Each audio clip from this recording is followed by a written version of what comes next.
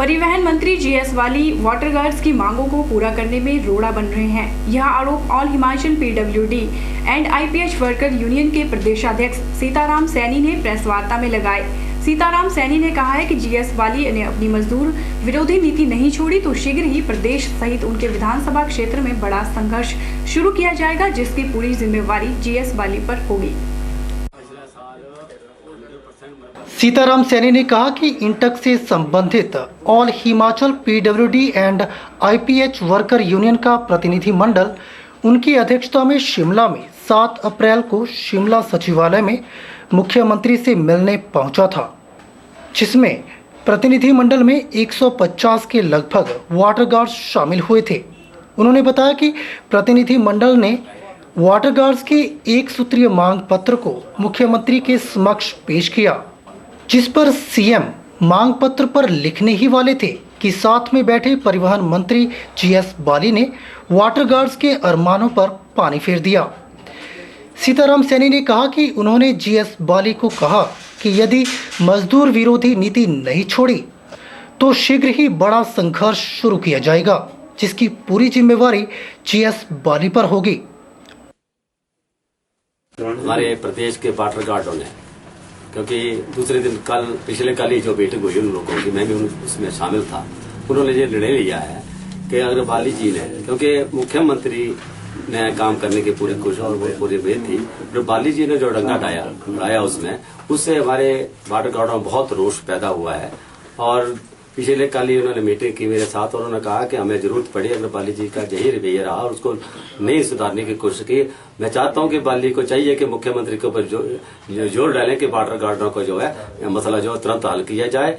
और अगर नहीं बाली जी ने हमारे साथ देकर के ऐसी बातें की तो हमें पूरे हिमाचल प्रदेश के वाटर गार्ड जिन्हें 6000 वाटर गार्ड है इकट्ठे होकर के उसकी कंस्टिट्यूंसी में जा करके हम लोगों को बताएंगे कि आप लोग वोट देते हैं, गरीब किसान मजदूर वोट देता है, क्योंकि कांगड़ा में नगरोटा बगोवा ऐसी जगह है जहां 90% किसान मजदूर हैं और उनके वो इतने वोटों से उसको जिताते हैं और वो जाकर के हमारे गरीब आदमियों को के साथ ना चल करके उसका विरोध करते हैं। तो हम इकट्ठे होकर के हुआ तो हम इकट्ठे होकर के पूरे उसकी कंस्टिट्यूंसी में जाकर के हम विरोध प्रदर्शन करेंगे। सीताराम सैनी ने बताया कि प्रदेश में 6000 के लगभग वाटर गार्ड्स हैं, जो पिछले लंबे समय से पंचायतों के माध्यम से आईपीएच विभाग में कार्य कर रहे हैं। इस वर्ग को मात्र 1350 रुपये मानदेय दिया जा रहा है, उसका भुगतान भी नियमित रूप से नहीं किया जाता है। उन्होंने बताया कि आईपीएच विभाग से कई कर्मचारी सेवानिवृत्त हो चुके हैं, उनके स्थान पर वाटर गार्ड्स विभाग की स्कीमों को चला रहे हैं। उन्होंने बताया कि इंटक से जुड़े वाटर गार्ड्स को दिहाड़ीदार बनाने के लिए यूनियन का प्रतिनिधि मंडल कई बार सरकार से गुहार लगा चुका है, लेकिन कोई कार्रवाई नहीं हुई और न ही वर्तमान बजट में इस वर्ग के मानदेय में बढ़ोतरी की गई है, जिसके चलते इस वर्ग में रोष पनपता जा रहा है।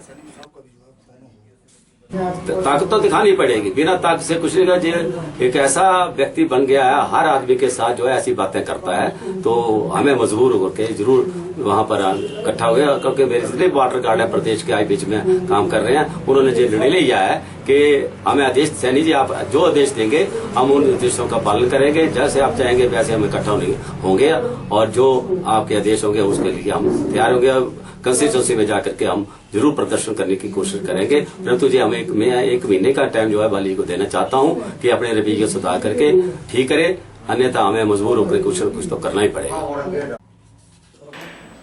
धर्मशाला से के चैनल के लिए निप्पी बादल की रिपोर्ट।